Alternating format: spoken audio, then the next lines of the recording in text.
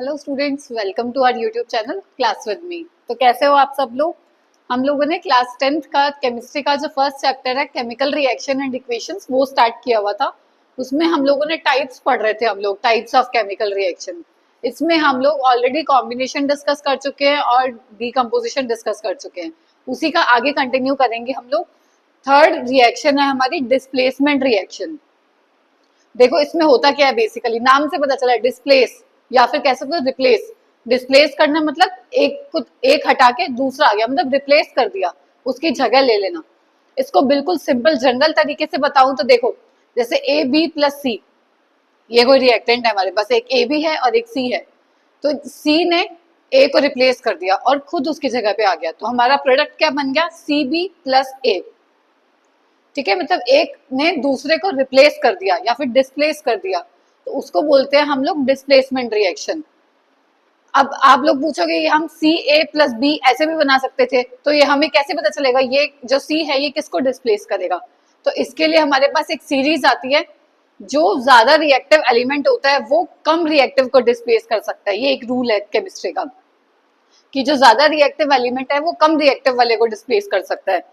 इसमें मैंने general example लिए, सपोज करो सी ज्यादा रिएक्टिव है और ए कम रिएक्टिव है, तो सी ने ए को डिस्प्लेस कर दिया, खुद बी के साथ आ गया और ए को साइड कर दिया। ठीक है, ये होती है हमारी डिस्प्लेसमेंट रिएक्शन। चलो इसके डेफिनेशन देखते हैं हम लोग। More reactive element displaces less reactive element from its compound. जो मोर रिएक्टिव था उसने लेस रिएक्टिव को डिस्प्लेस कर दिया फ्रॉम इट्स कंपाउंड, उसके कंपाउंड में से। तो हमारा प्रोडक्ट क्या बना, सी बी प्लस ए। अब आप लोग ये पूछोगे कि हमें पता कैसे चलेगा कि कौन ज्यादा रिएक्टिव है और कौन कम रिएक्टिव है। तो उसके लिए हमारे पास एक रिएक्टिविटी सीरीज होती है। वैसे तो इसके अलावा और भी एलिमेंट्स होते हैं, पर अगर आप लोग इतने भी याद कर लेते हो ना तो भी सफिशियंट है। मेनली इसी में से आते हैं, आयरन आता है, कॉपर, जिंक, यही सब पूछे जाते हैं। देखो मैं पहले आपको एलिमेंट्स बता देती हूँ कौन कौन से हैं, फिर हम ट्रिक देखते हैं। Potassium, sodium, calcium, magnesium, aluminium, zinc, iron, lead, hydrogen, copper, mercury, silver और गोल्ड।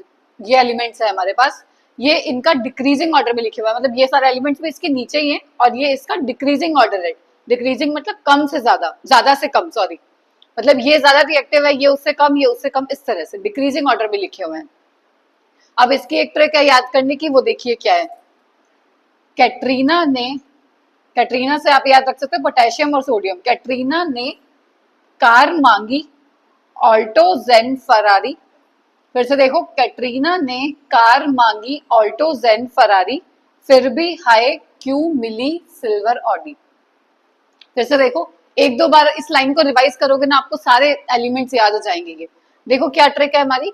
कैटरीना ने कार मांगी, ऑल्टो, जेन, फरारी, फिर भी हाय क्यों मिली सिल्वर ऑडी।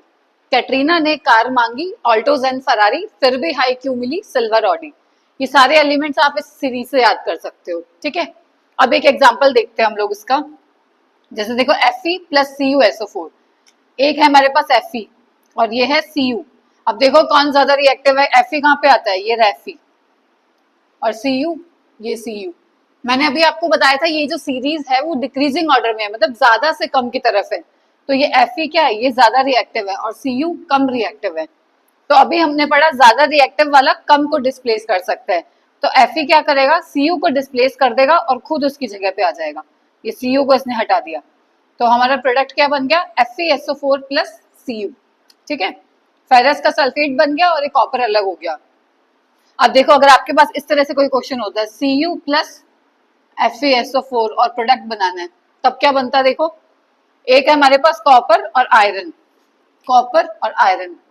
पर अब देखो कॉपर ज्यादा रिएक्टिव नहीं है, कॉपर तो नीचे आ रहा है आयरन के, आयरन ज्यादा रिएक्टिव है। ये तो लेस रिएक्टिव हो गया, ये लेस है, ये मोर रिएक्टिव है। तो लेस रिएक्टिव वाला मोर रिएक्टिव को डिस्प्लेस नहीं कर सकता। हमने पढ़ा था ना अभी, ज्यादा रिएक्टिव वाला कम को डिस्प्लेस कर सकता है, पर कम रिएक्टिव वाला ज्यादा को डिस्प्लेस नहीं कर सकता, तो कोई प्रोडक्ट नहीं बनेगा। तो आपको लिखना है नो प्रोडक्ट फॉर्म। ठीक है, हमेशा ध्यान रखना, ज्यादा रिएक्टिव वाला कम को डिस्प्लेस कर सकता है, कम वाला ज्यादा को नहीं कर पाएगा, तो इसमें कोई प्रोडक्ट नहीं बनेगा। और ये सारा आपको पता कैसे चलेगा, रिएक्टिविटी सीरीज को देख के। एक दो एग्जांपल और देखते हैं हम लोग। देखो नेक्स्ट एग्जांपल है हमारा 2AgNO3 सिल्वर का नाइट्रेट के रिएक्शन है कॉपर के साथ, और प्रोडक्ट क्या बन रहा है, CuNO3 का होल्ड वाइज कॉपर का नाइट्रेट और सिल्वर अलग हो गया। अब देखो कौन कौन सा एलिमेंट आपके पास, एक कॉपर है एक सिल्वर है। अब देखो कहाँ कहाँ आते हैं कॉपर, ये रहा कॉपर हमारा और ये रहा सिल्वर। अब देखो कॉपर पहले आ रहा है, कॉपर ज्यादा रिएक्टिव है और सिल्वर कम रिएक्टिव है, तो हमें पता है ज्यादा रिएक्टिव वाला कम को डिस्प्लेस कर सकता है। तो कॉपर ने सिल्वर को डिस्प्लेस कर दिया और खुद उसकी जगह पे आ गया, मतलब ये ऐसे हो गया और ये अलग हो गया ऐसे। तो हमारा प्रोडक्ट क्या बना, कॉपर का नाइट्रेट और ये सिल्वर अलग हो गया। या फिर आपसे इस तरह से क्वेश्चन पूछ सकते हैं कि ये दोनों रिएक्टेंट आप लोगों को दे देंगे, एरो लगा के यहाँ पे क्वेश्चन मार्क दे देंगे, आपको प्रोडक्ट बताना है। तो आपको देख के पता चल जाएगा ये ज्यादा रिएक्टिव है, ये कम है, तो इसकी रिएक्शन इसके साथ हो जाएगी, ये इसके साथ कंबाइन कर जाएगा और ये अलग हो जाएगा। और किस तरह से पूछ सकते हैं, ये रिएक्शन लिख के दे देंगे, आपसे पूछेंगे कि कौन से टाइप की रिएक्शन है, ये आपको देख के पता चल जाएगा कि ये इसको डिस्प्लेस कर रहा है, तो ये डिस्प्लेसमेंट रिएक्शन होगी। ठीक है, ये था सारा हमारा डिस्प्लेसमेंट रिएक्शन के ऊपर।